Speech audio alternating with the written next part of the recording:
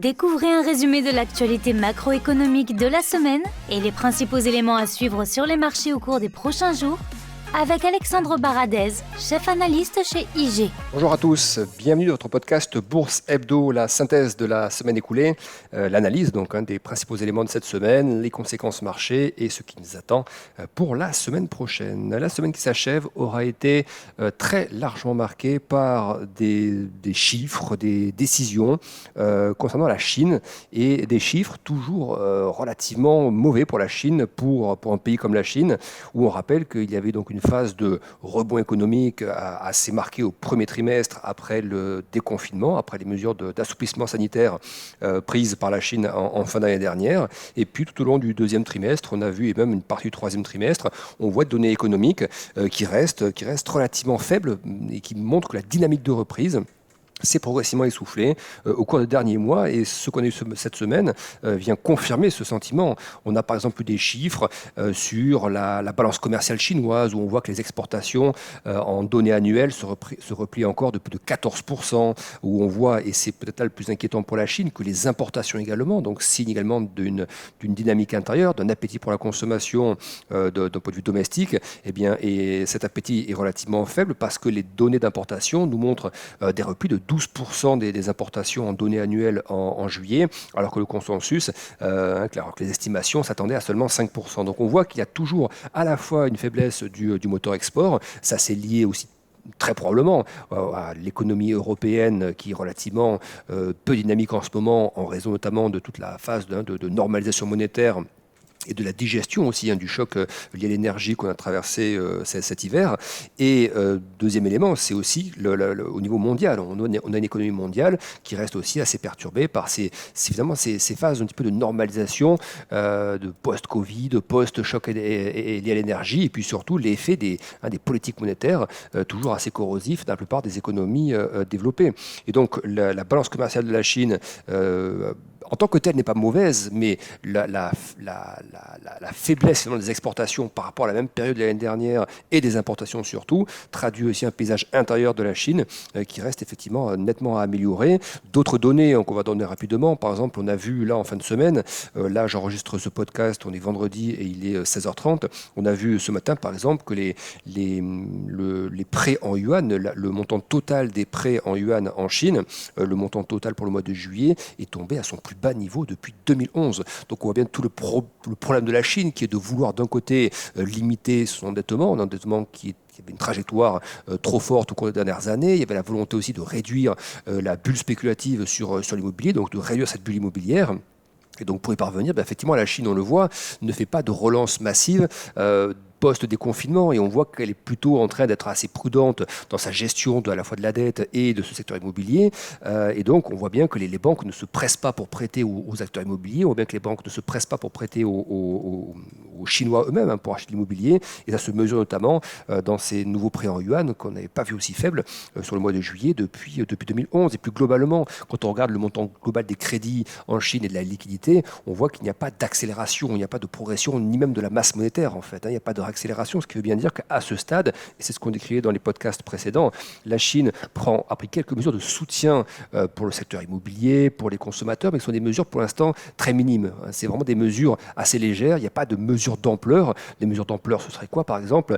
Ce serait de décider d'abaisser assez fortement les ratios de réserve pour les banques, pour leur permettre de déployer plus de crédit, donc de soutenir une demande de crédit plus importante, consommation, immobilier, etc. Ce serait d'agir directement au niveau des promoteurs immobiliers, ce serait d'adopter une fiscalité par exemple pour les entreprises, les plus petites entreprises, pour les redynamiser un petit peu. Vous voyez, il faut des choses comme ça et annoncer de manière un peu un plan, vous voyez, un plan un peu massif comme ça de relance qui impacte les esprits, parce qu'à ce stade, c'est plutôt des petites mesures de soutien isolées que l'on voit ici ou là, mais il n'y a pas encore de mesures globales de relance au niveau de la Chine. Et puis les mauvaises nouvelles arrivent vraiment en cascade en ce moment sur la Chine. On a eu également Moody's, donc l'agence de notation Moody's, qui a dégradé le 5e plus gros promoteur immobilier chinois, qui s'appelle Country Garden, qui a dégradé sa note de 3 crans d'un coup. Elle était déjà en catégorie spéculative et là, elle s'enfonce un peu plus dans une catégorie très dégradée, hautement spéculative, parce que ce groupe immobilier n'a pas honoré deux paiements qui étaient dus, de remboursement, donc qui étaient dus au début du mois d'août. Donc dégradation de l'agence Moody's de cet énorme promoteur immobilier chinois.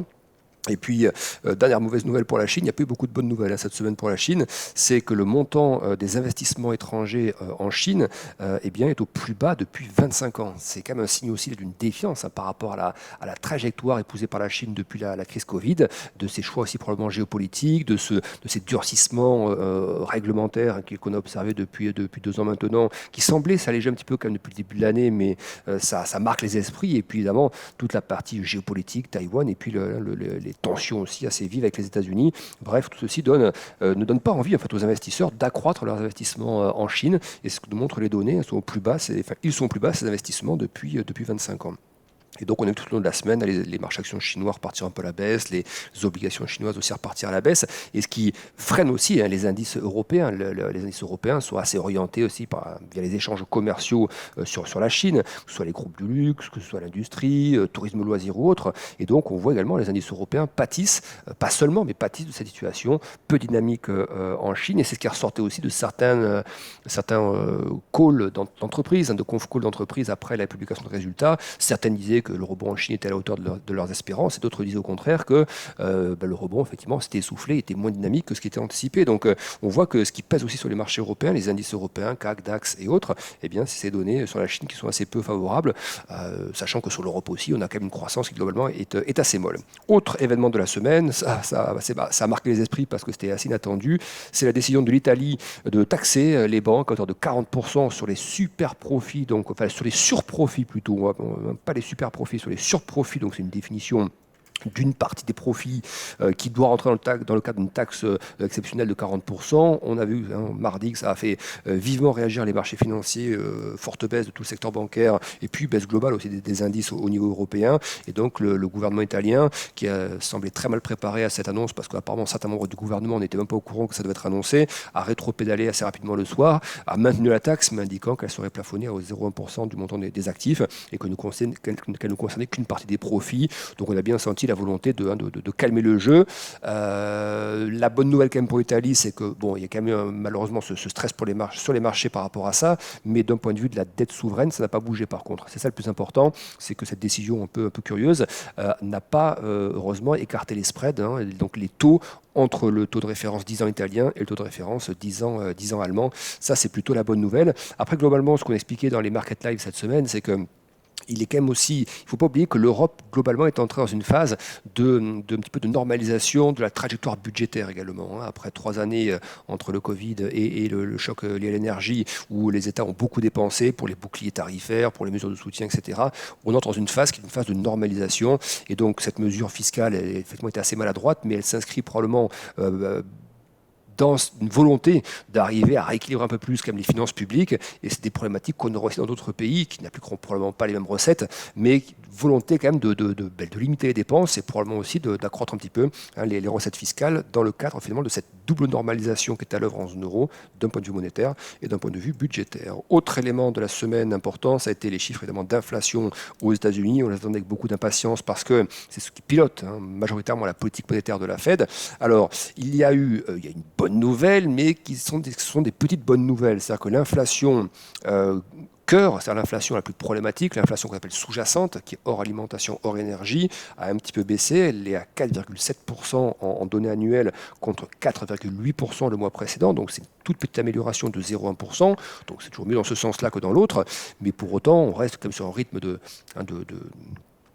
repli de l'inflation qui, à ce stade, ne permet pas à la Fed d'être tranquille malgré tout dans sa politique monétaire, même si probablement on n'aura pas de nouvelles hausses de taux en septembre, ou alors il faut vraiment des chiffres qui d'un seul coup accélèrent, mais ce n'est pas ce qu'on a actuellement. Mais pour autant, même si on s'oriente effectivement vers un statu quo et pas de changement de taux en septembre, on a quand même une inflation qui n'est toujours pas acceptable dans l'état actuel. 4,7%, c'est pas acceptable aux États-Unis. L'inflation globale qui inclut tous les items, ça va mieux. On est dans une zone de 3,2%, mais il y a quand même eu un rebond. On était à 3% le mois précédent, on est passé à 3,2%. Alors c'était un peu moins que le consensus qui attendait un rebond à 3,3%. Donc on a quand même des surprises pas mauvaises sur l'inflation, mais pour l'inflation cœur, ça ne descend pas assez vite, et donc ça va, même si la Fed ne bouge pas ses taux de manière supplémentaire, elle va quand même devoir les conserver sur un plateau pendant quelques temps, plusieurs mois, peut-être même plusieurs trimestres, avant de changer, avant de pivoter réellement et de les rebaisser à nouveau. Et autre élément toujours de prix qu'on a eu en fin de semaine, là, ce sont les prix à la production aux États-Unis. Là, par contre, c'est une surprise. Alors, le consensus attendait un rebond des prix à la production aux États-Unis. On avait un consensus à 0,7% en données annuelles, ce qui est assez faible en données annuelles, 0,7%. Le rebond a été à 0,8%, donc 0,1% de plus. Mais il faut quand même avoir en tête là que pour les prix à la production, les choses sont complètement normalisées. En données annuelles, avoir des hausses de prix à la production de 0,8%, c'est même pas 2%. Vous voyez, c'est totalement normalisé. On a même flirté. La Chine, elle, est déjà en déflation de ses prix à la production. Et aux États-Unis, on est dans la zone des zéros quand même, entre 0 et 1%. Donc, c'est plus de ce côté-là que ça pose problème pour la Fed. Mais simplement dans un état d'esprit cette semaine où on voit que l'inflation au cœur diminue, mais pas encore assez vite, et qu'il y a ce petit rebond un peu plus fort que prévu des prix à la production, eh bien, dans l'esprit du marché, on le voit sur le marché obligataire, les taux ont du mal à se détendre, toujours aux alentours de 4,8, 4,9 pour le taux de 2 ans, qui est un petit peu la référence quand on parle d'inflation aux États-Unis. Et puis on voit des marchés actions aussi qui ont un peu de mal à se tenir parce que la saison des résultats est passée, parce que on a toujours aussi ces discours de politique monétaire. Cette semaine, on a eu Marie Daly de la Fed, donc une membre du FOMC, qui, après les chiffres d'inflation, a expliqué qu'il fallait encore de gros progrès pour qu'elle puisse changer sa vision. Alors c'est un avis personnel qu'elle a donné, mais elle est quand même membre de la Fed et membre du FOMC. Donc, quand elle dit qu'il faudra quand même beaucoup plus de progrès, notamment sur l'inflation core et super core, donc le cœur, l'inflation vraiment la plus sous-jacente aux États-Unis, elle dit qu'il faut retrouver les niveaux en gros pré-pandémie, donc dans la zone 2, 2,5 pour commencer à se satisfaire de ça. Et elle explique qu'il est beaucoup trop tôt pour parler de hausse de taux, qu'il n'y a aucune baisse de taux à l'horizon, que c'est un sujet pour 2024 et pas au début d'année, plutôt un sujet courant 2024. Donc elle a clairement repoussé l'idée de tout pivot, de toute baisse de taux. Ça, on savait qu'aucune baisse de taux n'était à proximité, ça c'est très clair. Mais là, elle l'éloigne. Elle éloigne vraiment en disant non, voilà, c'est un non-sujet en ce moment.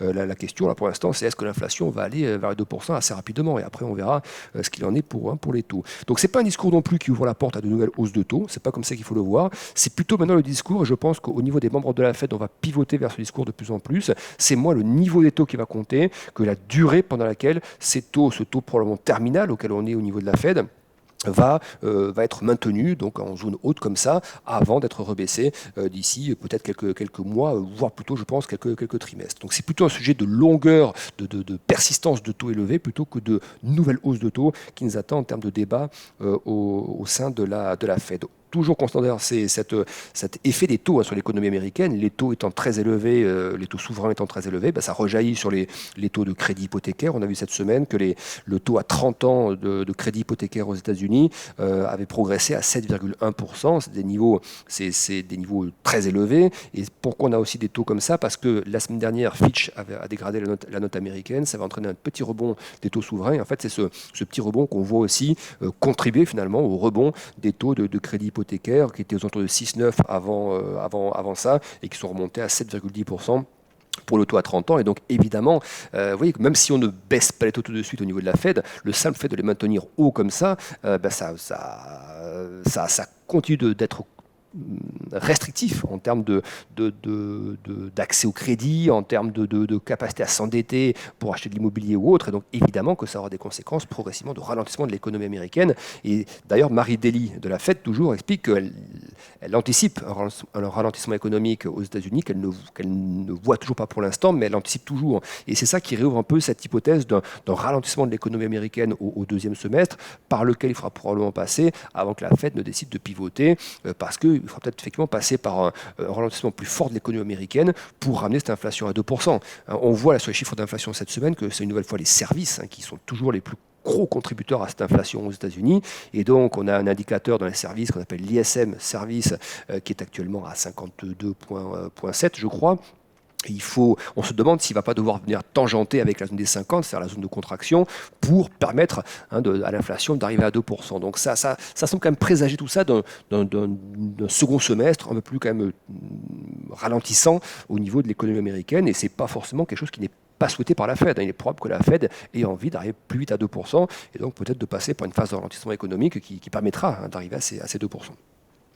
Voilà ce qu'on peut dire pour le programme cette semaine. On va s'intéresser à ce qui nous attend pour la semaine prochaine. Une semaine assez riche en données économiques. Donc lundi, il n'y aura rien à surveiller. Ça va commencer à partir de mardi, dans la nuit de lundi à mardi. Des chiffres sur la Chine, tout ce qui est production industrielle, vente au détail et investissement.